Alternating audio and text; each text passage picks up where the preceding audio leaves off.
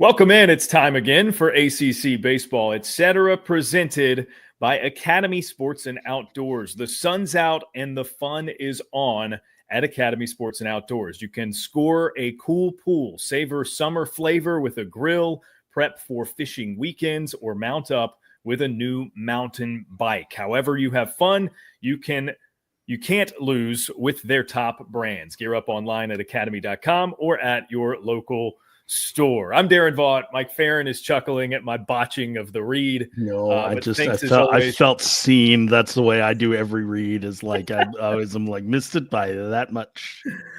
It's the apostrophe in one letter.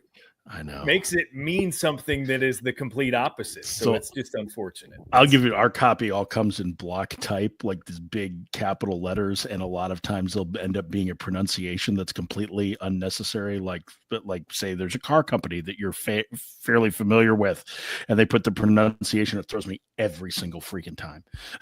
Yeah. Then I start questioning myself. Do I really know how to pronounce Hyundai? Like. So anyways, thanks to Academy Sports and Outdoors. Thanks in advance to Mike Ferrin. You know him, you love him. Coach Ferrin, as he's referred to and known as over on the D1 Proper Pod, to talk a little bit of MLB Draft with us, just because you kind of have both feet. I started to say 1 foot in, 1 foot in, but that doesn't feel right because you're both feet in with both the college game and major. So maybe you're doing like this weird hopscotch thing back and forth. Yeah, it's kind of like, like when you go to Omaha and you're standing on the Bob Carey pedestrian bridge and half of you can be in Iowa, half of you can be in Nebraska. That's the way I am. Is half of me is on the amateur side, half of me is on the pro side. And then sometimes I turn around so that the other half gets exposed to it. It's great. You try and balance it. Yeah, you got to even out the tan. Sometimes the sun's out on one side and you don't want the other side to miss out. You know? Left brain, right brain over it. Right, yeah, so. So we've got some MLB Draft to talk about. We did this last year, and it felt like we had a lot more to discuss with the ACC as it pertained to the draft. 3 first-rounders out of the ACC this year, although there were an additional 2 who I was sounding the old friend alert for, Gavin Keelan and Andrew Fisher, both from Tennessee, formerly of Louisville and Duke, respectively. So Jamie Arnold, Ethan Conrad, Marek Houston, first rounders. Before we get to their fits potentially where they ended up, I want to ask you, because you're there in Atlanta for All-Star Weekend and Cal Raleigh just won the Home Run Derby. He's a Florida State guy, an ACC legend, if you will, hashtag ACC legend. He is unconscious this year. Yeah. Like, what? I know you deal in these MLB circles. I don't. From those around him, from maybe you got a chance to talk to him before or after the Home Run Derby yesterday. Like, what's going on with him that it is clicking? Man, he's just locked in right now. I mean, only Barry Bonds hit more home runs before the All-Star break in a given season than what Raleigh's done with 38 home runs at the All-Star break. It's an incredible total. He's improved significantly as a right-handed hitter. He is kind of a modern player in the sense that, hey, the benefit is like the party's out front, right? Like, pull the ball in the air and good results are going to happen. And he's having a better year batting average wise, but he's not going to be a guy that hits 300, but he's going to be a guy that draws some walks, and he's going to hit a ton of tanks. And this year, I mean, he's got a very good chance to set the record for most home runs by a catcher.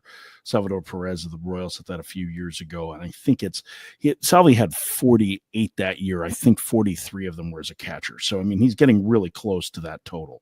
But on top of it, he is arguably the best defensive catcher in baseball. And it's been pretty cool to watch his growth. He just signed a big 9-figure deal with the Mariners to be able to stay there. Like, he is kind of the core of that, a huge part of the core of that franchise.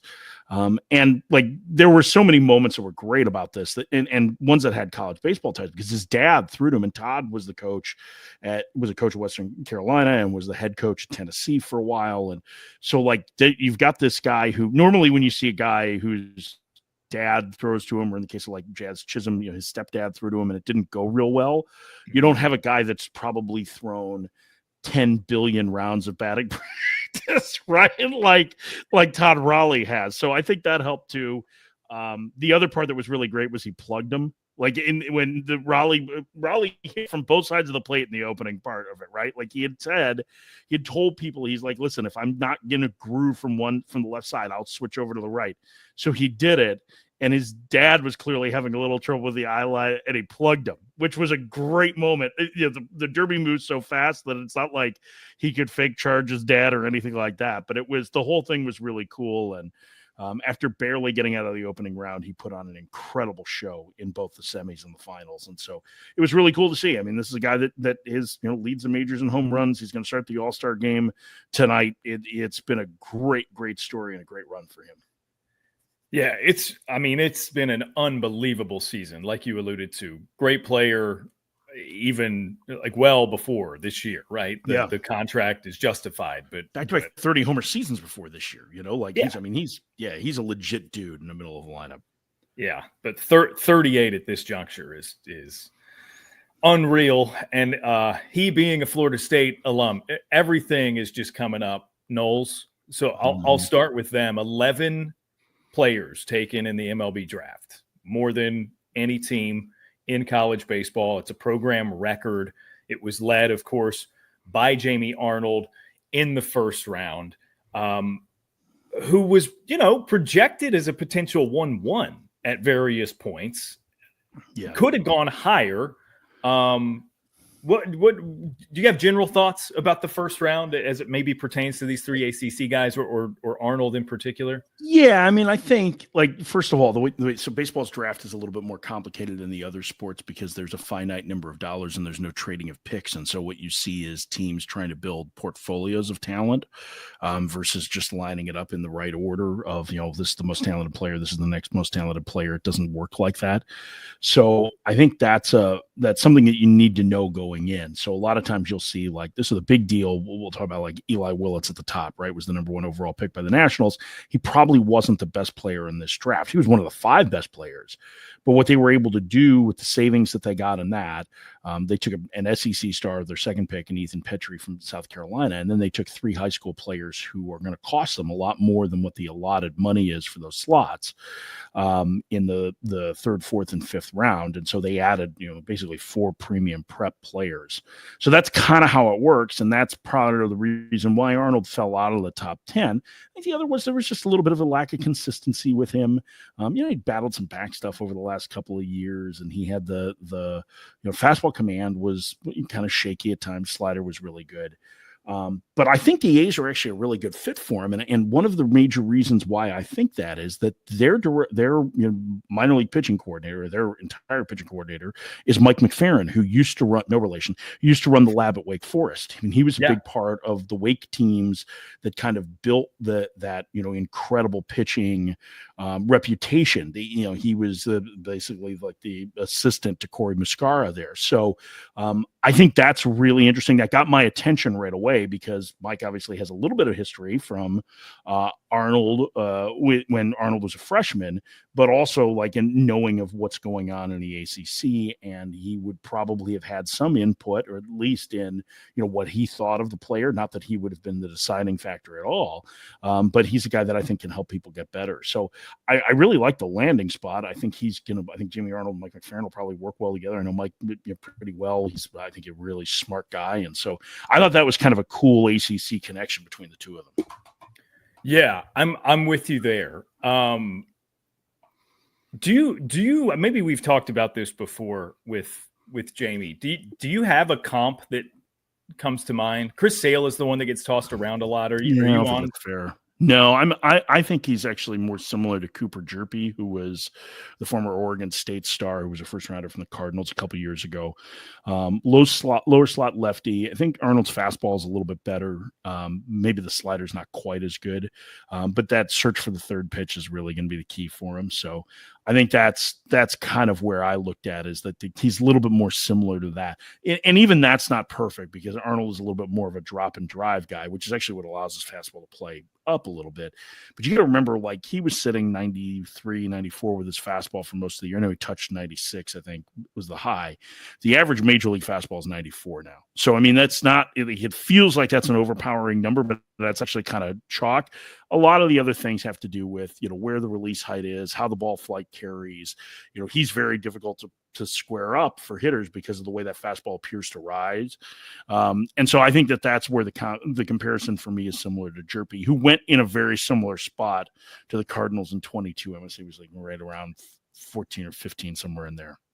Yeah, I like that a lot. I like that a lot. And I've got to correct myself because I'm going to include Patrick Forbes as a compensatory pick. Yeah, he's a first rounder. That absolutely counts as a first rounder. Yeah, he's a first rounder. So 4 first rounders out of the ACC. So we'll get to Forbes here in just a minute.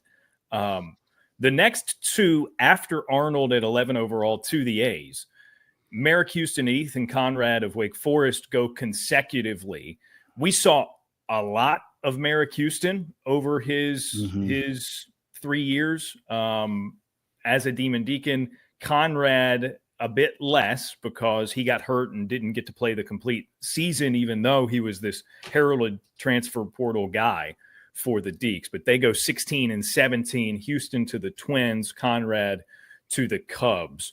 With all that we know about Houston, how did this stack up in your brain? Both, him going 16th overall and the fit with the Twins. Yeah, I kind of think that was about the spot that he was going to go for most of the year. I think there was some maybe talk before the season that he would get into the top 10. I think either if he added some power or a couple things changed. I mean, listen, from the time that he stepped on campus at Wake Forest, even when he was hitting in the 230s as a freshman, the 2 things that he did really well was swing at strikes, make contact with strikes, and play good defense. And now the throwing maybe was a little bit off at times this year, but like he's a really good defender at shortstop. I think there are very few people who think that he would have to move off that position at any point. And teams really do value swing decisions an awful lot and whether or not you're making contact. So you've got an up-the-middle player who maybe doesn't have the highest ceiling. I know he hit for a little bit of power in non-con, and he certainly has shown the ability to drive some fly balls in the air to the pull side. I mean, it helps. The Couch is obviously a great hitter's ballpark. But I don't know that he's going to be a big power guy. I think he's probably similar to Griff O'Farrell a year ago. And I know Farrell hasn't had the best run in pro ball with the Orioles, but to me, it's like O'Farrell is probably a little bit better defender, but maybe not as good a hitter as Houston. And I think Houston has a chance to be, a shortstop as a regular. And if not, he's certainly athletic enough that he could play second, he could play third. I wouldn't be surprised if he could play the corners in the outfield. But I think that to me is a guy that, at the very least could be a super utility player. And if all breaks right, he's a starting shortstop on a good team who kind of hits towards the bottom third of a lineup. So, a draft that was not quite as star-studded as the last 2 were, I think it's a really valuable pick to be able to get a guy with a high floor like that where they did. Conrad was a little more surprising, to be honest, because he was coming off the shoulder surgery. I was not anticipating him going in the top 20, but I think it speaks to how loud the tools were in the 27 games they did play, or not even. It was even half the season that he played at Wake before he went down. I mean, he was out by the Clemson series, I think, right? Yeah. So like he's a really interesting guy, and the medicals must be pretty clean. Again, I would think that the Cubs are looking for a little bit of a haircut there because he was hurt, and so that they could spread money out to later draft picks. That's pretty standard practice. And so I think that's that. But I think he's a really interesting player because he controlled the strike zone well. He hit the ball hard, and he's got at least a puncher's chance to stay in center field. And, all these teams draft center fielders and shortstops. The reason why they take them is that they're the best athletes. It's a lot easier to move those guys to other positions if they're still athletic enough to play the other spots if they're not shortstops and center fielders. And then you hope the bat comes along too, right? And so with Conrad, I think he has a bat that can play at a corner, and the fact that he maybe is able to play center field at least gives him a kind of a floor as an extra outfielder, the chance to be a regular at one of those spots. Yeah, I've got one thing on each of those before we move on. With Houston, there was all this talk. You mentioned the power in the non-con. There was all this talk. He put on weight in the offseason prior to his draft year. And I mean, roughly 22 pounds is what he told me. And you could see it. right? He got a little bit broader in the shoulders. To me, it feels like, because he was never, I think I'm with you. He was never going to become a power hitter necessarily, even though he for sure looked like it the first 10, 20 games of the season. That felt to me like, okay, you're projected in the first round. That's getting the physicals up to the point where you can, in fact, be a first rounder. Does that make sense to you? Do you buy that? I think probably more when it comes to being physical in pro ball. I think maybe not so much that. I mean, I think he's kind of viewed in the spot coming into the year. So I don't know that necessarily is, but like, listen, the rigors of a pro season are a lot different. You're playing 3 times as many games, right? So getting stronger to do that, I think makes sense, but you don't want to lose your flexibility either if you're a player in the middle of the field. So I think that's, those are all things that I think, it certainly helped a little bit, maybe in terms of getting him ready for pro ball, but I don't know that it changed the equation much for him when it came to the draft. Yeah. Okay. Got it. And then with Conrad, I mean, he had an incredible summer on the Cape. That, I think, has as much to do with his positioning here as what he did at Wake Forest, right? I mean, does it not? Yeah, I think so. I think that definitely does. I think that's I think there are various ways that teams look at this. But there are a lot of teams that really value Cape performance because it's wood bat, right? And it's against quality competition. And so I think that's something that can, I don't want to say supersede what the college season does, but it certainly gives context. So like a great example of this is Chase DeLauder a few years ago with Cleveland, right? So DeLauder was at James Madison. He was, viewed as the number 1 player in the draft. And he got off to a little bit of a slow start. He got worked by 3 lefties from Florida State in the opening weekend, including Jamie Arnold, right? And so like there was a little bit of concern, and he started to build back up, and then he broke his foot. But I think one of the reasons why Cleveland was still committed to him in the draft process, and he's getting very close to the big leagues now, he's playing very well in AAA, he's crushing righties, is because what they had seen on the Cape before. And so I think that performance, especially in the high-level summer ball leagues, I would put Cape first, then Northwest League, Northwoods League, and then the rest are kind of trickled down from there. So it's like Draft League and Coastal Plains. There's a ton of these, right? West Coast League. You generally don't see the guys that are going to sign playing in anything other than like the Cape or the Draft League, especially leading up to the draft now has been really interesting for guys. But I think that's probably an impact on why he was taken there too. Yeah. Okay, so that brings us to our 4th and final first rounder out of the ACC. Patrick Forbes to the Diamondbacks, number 29 overall. I don't know if I can put my finger on why. But I just, when this came across my feed and I was getting updates via social media, I really liked this fit, and I wonder if you do too. Yeah, I'm interested in it. So, obviously I've been close to the Diamondback situation for a while because I worked for them for a number of years and still have a lot of friends over there. I mean, he's very similar to a guy that they took in with the 3rd round last year, Connor Foley out of Indiana, right? Who was a former 2-way player who really hadn't pitched a ton in college, who had this kind of explosive fastball and then, needed to work on the secondaries. Forbes has had a little bit more and longer track record of pitching success in college because he was a pretty good reliever. Remember, he was a 2-way up through the first 2 weeks of the season 2 years ago when he got hit by a pitcher, broke his hand, and Dan McDonald was like, nope, that's it, done. We're going to put you on the mound. And he closed, and then he was very good as a starter this year. But for Forbes, it's a fastball that is a swing and miss fastball. That fastball plays. Its velocity, it plays at the top of the zone. The data on it is really good. Like, he checks a lot of boxes with that as a good starting pitch. And this was one of the points that the Louisville coaches made to me this year was like, listen, he's still really learning it. I mean, he's really raw as a pitcher. And so, if you trust your pitching development people, you've got this kind of really incredible mound of clay that you can help to work into a successful pitcher. And I think with Forbes, because he's so athletic, because he was a position player, I think there's a very good chance that he learns how to start. If not, we know that stuff is going to play out of the bullpen because we've seen it, and he can dominate hitters, and the strike throwing got better. I think it's going to continue to get better. He seems to have a real strong work ethic, and growth is something that he kind of embraces. And I think that's going to serve him really well on the professional scene. I agree with you. I thought it was like, regardless of fit, I thought it was a great pick. Because I think Forbes is like, we're comparing his fastball to Jamie Arnold. I don't think there's any comparison, even though they're kind of a little bit similar, from other sides, right? But Forbes has a little bit more velocity. It's got the same kind of carry to it. It maybe doesn't have the same second pitch right now that Arnold has, but I think Forbes is going to get it figured out. And I think you've got a chance to get a guy that, pitches in a rotation with premium stuff, or is an important reliever on a good team. Yeah.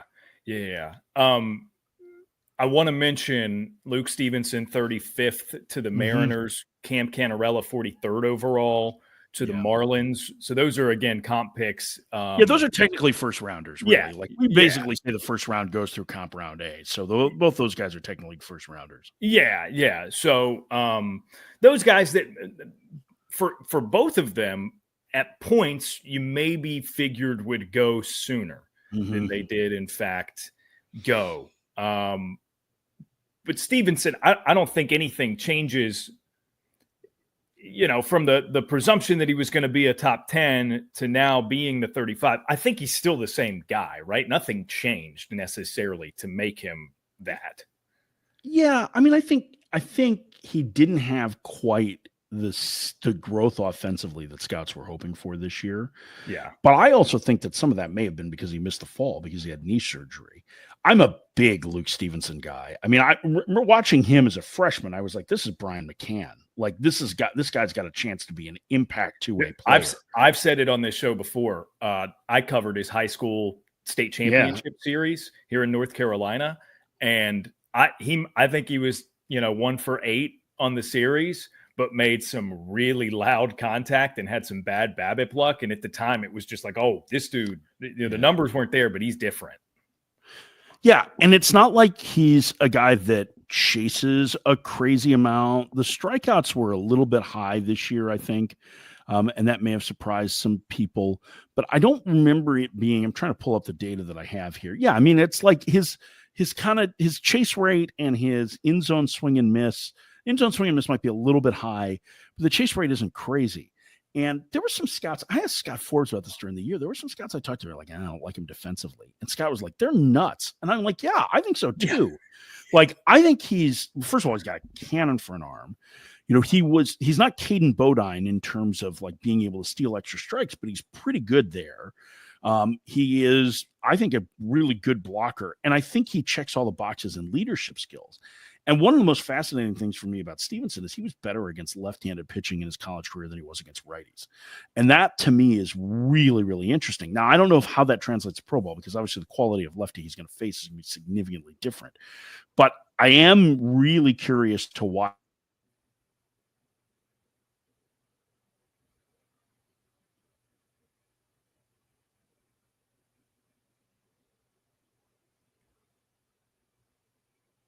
still to be an everyday cat.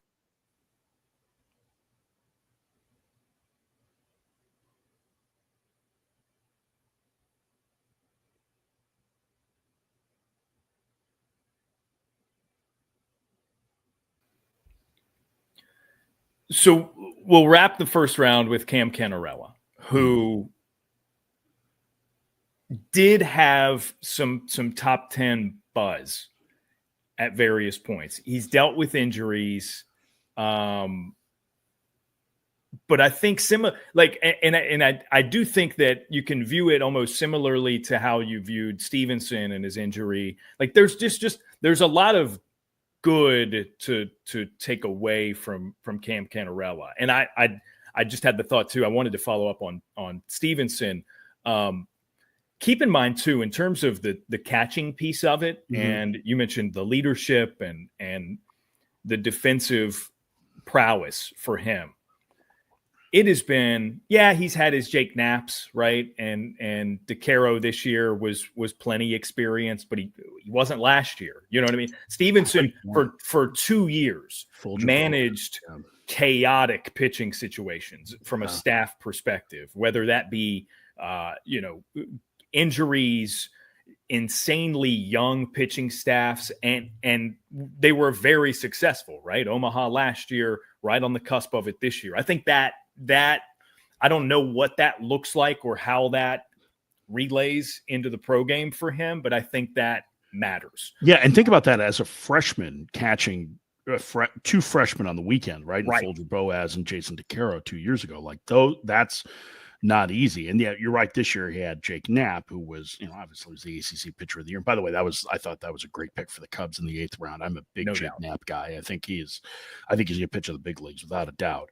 But I think that was really impressive. And then working Lynch and McDuffie into the mix this year, right? And working with them. And so, I think I would be willing to guess, because I think it's a great question. That's not one that I specifically asked their coaching staff, but I bet you if you were to ask the North Carolina coaches, they would say absolutely that one of the reasons that those guys had success is because of Luke Stevenson and what he did behind the plate. And let me just, for people who are North Carolina fans who might be what are they going to do with Luke because they have Cal Raleigh? Baseball, you cannot draft for need, right? And not to mention that the catcher position in the big leagues is usually a 90-game, 70-game split, right? I'm sure they would love to have somebody that was a competent backup that they could put Raleigh at DH, at some point. And they have some catching depth there, but whether it's with the Mariners or another organization, he'll get a chance. And so don't worry about that. Luke Stevenson's going to be fine. It doesn't matter. What happens, those are called champagne problems, right? When you have too many good players. So that stuff tends to work itself out. Yeah, that's a good addendum. And okay, so I'll finally arrive at Cam Cannarella. Yeah. This is a player I so badly want him, Mike, not just to have been a great college player, because that's, to this point, and that's any of these guys, right? To this point, that's what he's been. And the shine wore off on him so abruptly, it felt like. And again, still a first rounder. Yeah. But there was a lot of oohing and awing at his pro prospects early on that pretty quickly, it seemed, just didn't exist after a certain point.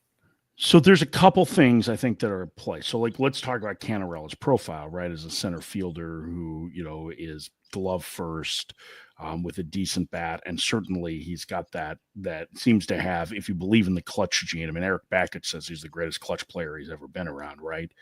The thing is that the center field defense in the big leagues has never been better. And the guys that are playing elite center field defense are all elite runners. And Cannarella is fast, but he's not a burner. And one of the things that Cannarella does really well is he gets incredible jumps and incredible routes. He's an excellent tactician as a center fielder. And that can make up for some of it. But I think that does kind of the speed of the game at the big league level is way different. And so when we see a guy who plays great center field in college, we sometimes don't see, we haven't watched enough Major League Baseball or seen enough games to see how fast the game is being played there. And so I think that's why the perception of Cannarella coming into the year was here's this college monster that absolutely everyday center fielder in the big leagues. Whereas from the pro side, it probably looked a little different, right? Because he doesn't necessarily check all of those boxes, even though he is, and I want to slight him on this because I think he's a tremendous outfielder. He really is very, very good. And he is a major league caliber defender. I think the other part of this is that he had major shoulder surgery that cost him last summer and the fall. And especially for a right shoulder injury for a left-handed hitter, it takes a long time to recover from that. And one of the reasons is that he could not spend the off season lifting the way that he normally would have to prepare for a year. And so he's already kind of a slight framed guy. He wasn't able to put that on because of the injury. And so it took a while for him to get some strength back. And you started to see better exit velocities as the year went on. I think that's just one indicator of showing the strength. But I think that those were all factors. And if you're drafting, it's tough to just evaluate that and say, okay, well, how much of it is the injury? How much of it is just the fact that he didn't get to work out the same way that he normally would, or be able to lift and put on muscle? And how much of it is, like, how do you assess that risk? And so I think that's part of where Cannarella falling to 43 came from. But shout out to the Marlins, by the way, for drafting the all ACC team, right? Like, did you look at their draft? I mean, they were going on, or I was texting with Gabby Sanchez about this, who is my partner on ACC Network. And he's like, he does Marlins games, right? And he was like, he was excited because I think he felt like he didn't have to prep at all for these guys, because like the Marlins draft is so ACC heavy. It was Cannarella at 43, Max Williams from Florida State at 78, Drew Farrow at 108 from Florida State, Chris Arroyo from Virginia at 139, and Joey Vellini at 168, right? Like, so they take five of their first 7 picks were ACC guys, and then they still took Josh Hogue late. So like I thought that was really fun watching that unfold. That was like they took only college players anyway, but to have that be like the all ACC team, I thought that was really fun. Yeah. I'm with you there. Last thing for you, I'm always curious your thoughts on these sort of at-large pieces of it. This can be a first rounder. It can be a late rounder if you want it to be. I know this is a broad scope. I feel like I'm still catching up on who went where and when. Did you have a favorite pick, whether it be sentimental, for value? Who comes to mind? Throw a few at me. A couple that I thought were really interesting. So I became a really big Jake Monroe fan the more I watched Louisville play. Yeah. So him to the Angels in the 4th round, I really loved that. Dom Fritton, 8 picks later to Tampa Bay. If ever there was a guy that's going to excel in the Rays pitching development program, it's Dominic Fritton. That one made a ton of sense to me too. Yeah, man, that was a great pick. I thought it was incredible. I already said I loved Jake Knapp to the Cubs. I thought that was a really good one. The Nationals getting Tucker Biven in the 13th round, like, I didn't see him going that late. That was one that I thought was really, really interesting. So like that would be another one that was a little bit later. I'm assuming that the Rockies aren't going to be able to sign Derek Smith, that he'll go back to school. And then one of the last picks being Luke Cantwell, who just like you and I get to see Luke Cantwell play a lot over the last 2 years. And like, man, like that guy is so Philly. Like he makes Mike Rooney question his Philliness. Like he is so Philadelphia. I don't know what he's going to do as a pro. I mean, I know he's got a great idea of the strike zone, but I hope Luke Cantwell signs. I hope he gets an opportunity in the Padres organization, and I hope he pulls out the Cantwell shuffle in low A, because I just think like I need Luke Cantwell in our lives, man. He is such a fun player. And so the fact that he got picked at all, I thought was really cool, because I think that guy was an on-base machine for 2 years at Pitt. Yeah. I mean, and again, that theoretically plays from level to level. Yeah. You know what I mean? You need the athleticism and the bat speed too. And I think that's going to be the question there. But I mean, he knows the difference between a ball and a strike. That's for sure. Yeah. That'll go a long way, a long, long way. Talking about him, just it being cool that he got drafted at all. Shout out Eddie King Jr. Yeah. I mean, right. Like we got toward the end of the season and into Omaha, and you heard Dan McDonnell say often, like, imagine looking at this dude and believing he's not a pro. Couldn't be me. Right. And I think we're all on the same page. So good to see King get a chance. One of our favorites in the ACC circles. It was cool. It's always a cool series of days to just see all these guys get drafted and accomplish a dream to varying degrees, right? Some of them, the dream is get picked. Some of them it's be number 1 overall, be a top 10, be a first rounder, yada, yada, yada. And that's what makes it so great. Cool. Well, Mike, appreciate it as always. It's good to see you. Good to see you. Yeah. Appreciate you reaching out. So it's fun being here at the All-Star game, but my mind is never too far from college baseball. So yeah. Last thing from you, regarding the All-Star game, I'm hoping to maybe get a hot take out of you. Ooh. Is this the year that they, in fact, should not be wearing their own team's uniforms because the All-Star jerseys look so good? Yates is nuts. Our friend Clinton Yates threw that out. I do like these. I haven't had a chance to accost him yet about that. I saw him yesterday before the Derby and before he put out that absolutely ridiculous tweet. Like they're nice. They were T-shirts, basically, is what they were wearing on the field. Like they were not like real jerseys. They didn't feel like it. Like they were cool. I liked them because they had the lowercase, letters that some of the Braves, old Braves and Padres stuff, had the lowercase stuff. And so they did that. I thought they looked great. But, man, it is really good to have the regular jerseys back. That's one of my favorite parts still of the All-Star games when everybody lines up in their uniforms. So after this 4-year foray through the wilderness to finally get it right again, Yates can go to take a hike. I hope you tag him in this so that he knows that I'm coming for him. He's such a talk show host anymore now that he's got the radio show in LA. He's got to come up with these blazing hot takes that are just terrible. Like it's like, come on, man, you're too talented to make up content like that. Like, come on, do something real. It's all right. I respect it. It's a hustle, and he's doing his thing. It's good. He's the best. I love him. Yeah. I full transparency liked the tweet and made a mental note to bring it up to you because it was so good. So yeah. All right, we'll let you go. You've got plenty going on there at the Battery. Have fun with the All-Star. I'm going to try not to sweat too much. Yeah, right. Yeah, I told you, man. Down southeast humidity, man. I spent a week in SoCal and got reminded what warm weather is supposed to feel like. Just excellent. It was, 78 degrees, not humid, so pleasant the whole time. And I live in Phoenix year round. Yeah, and I can tell you that this is too much for me. But it's a dry heat. I would prefer that right now than just feeling like I got out of the smelliest shower ever.